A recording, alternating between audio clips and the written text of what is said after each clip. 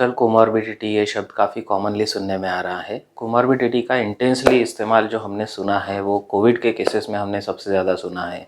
आपने भी सुना होगा, डॉक्टर के पास जाते हैं, कोविड हो जाता है, इन्फेक्शन भारी पड़ जाता है, फिर वो बोलते हैं कोमॉर्बिडिटीज़ है जिसकी वजह से इम्यून वीक हो गया है, तो फिर ये छोटा सा इन्फेक्शन भी उनको भारी पड़ गया है। ऐसा बहुत सारी कंडीशंस में हमने देखा है। कोविड में सिर्फ उसका इंटेंसिटी काफ़ी बढ़ गया था। तो ये कोमॉर्बिडिटीज़ होती क्या हैं? कोमॉर्बिडिटीज़ यानी आप ये समझ सकते हो कि एक ही साथ एक ही शरीर में 2 से 3 बीमारियां या उसके लक्षण, आसान भाषा में हम बीमारी बोलते हैं, एक्चुअली मेडिकल कंडीशंस होती है जो साथ में एक एक ही शरीर में चल रही है, जिसकी वजह से इम्पैक्ट ये होता है कि हमारा बॉडी का इम्यून सिस्टम वीक हो जाता है। इम्यून सिस्टम वीक होने की वजह से छोटे छोटे इन्फेक्शन भी हमें लॉन्ग टर्म तक होने लगते हैं, बार बार इन्फेक्शन होने लगते हैं या लंबे चलते हैं, जिसके लिए हमें जो आसान दवाइयों से ठीक होना चाहिए वो हमें हायर डोज मेडिसिन का लेकर के ठीक करना पड़ता है। कभी कभी ठीक होता भी नहीं है। इससे सिर्फ हमारा इम्यून सिस्टम वीक नहीं होता है, तो आगे चल करके क्वालिटी ऑफ लाइफ तो डिस्टर्ब हमारी ये बीमारियों की वजह से होती ही है, लेकिन आगे चल के जो ड्यूरेशन ऑफ लाइफ है वो भी हमारा कम होने लगता है, लाइफ एक्सपेक्टेंसी हमारा कम होने लगता है।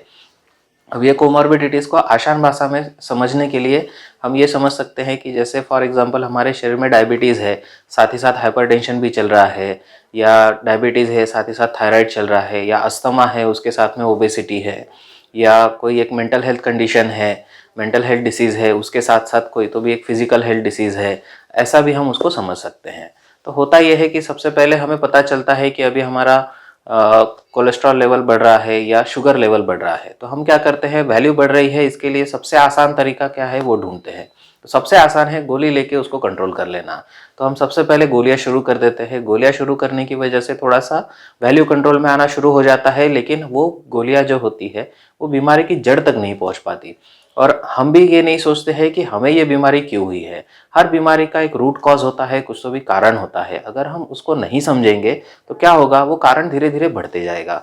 अब जैसे जैसे कारण बढ़ते जाएगा, वैल्यू और बढ़ते जाएगी, वो मेडिसिन काम नहीं आएगी, फिर हमें मेडिसिन का डोज बढ़ाना पड़ेगा। अब यहाँ तक तो ठीक है, लेकिन ये बीमारी कभी भी अकेले नहीं आती है, ये बंच में आती है और 2-4 बीमारियों को साथ में लेकर के आती है।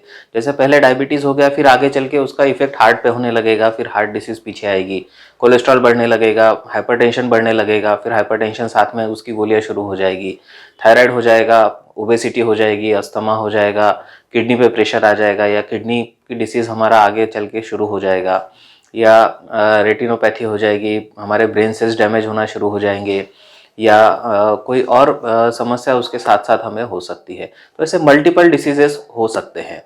तो अगर हम इसके रूट के बारे में नहीं सोचेंगे, सिर्फ अगर हम वो पिल्स लेकर के ही उसको कंट्रोल करते रहेंगे, तो फिर ये बीमारी आगे चल के बढ़ने ही वाली है, और जैसे जैसे बढ़ते जाएगी वैसे वैसे हमारा इम्यून सिस्टम भी वीक होते जाएगा और हमारा लाइफ एक्सपेक्टेंसी भी कम होते जाएगा।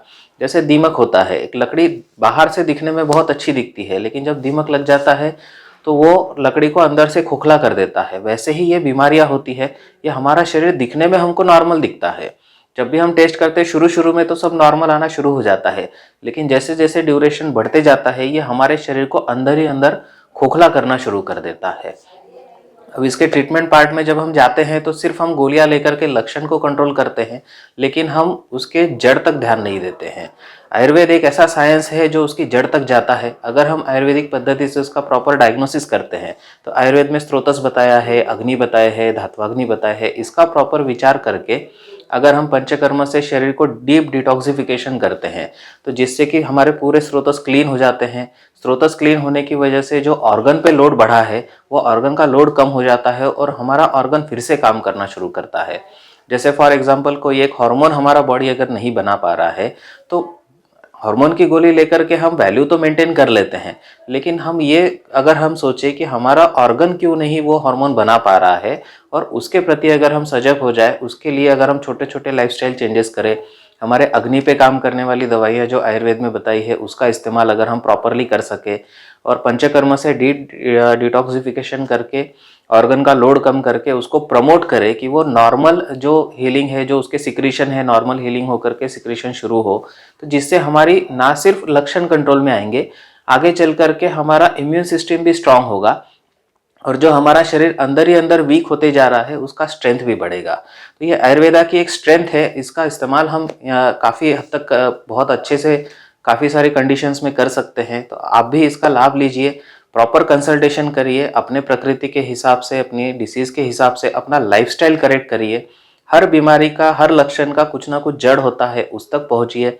उसके अकॉर्डिंग डीप डिटॉक्सिफिकेशन, जिसे हम पंचकर्मा कहते हैं, उसका इस्तेमाल करिए। साथ ही साथ ऐसी मेडिसिन्स भी है जो प्रकृति के हिसाब से, अग्नि के हिसाब से, धातु पोषण करने के हिसाब से और स्त्रोतरोध दूर करने के हिसाब से काफ़ी अच्छी बेनिफिशियल इसमें साबित हुई है।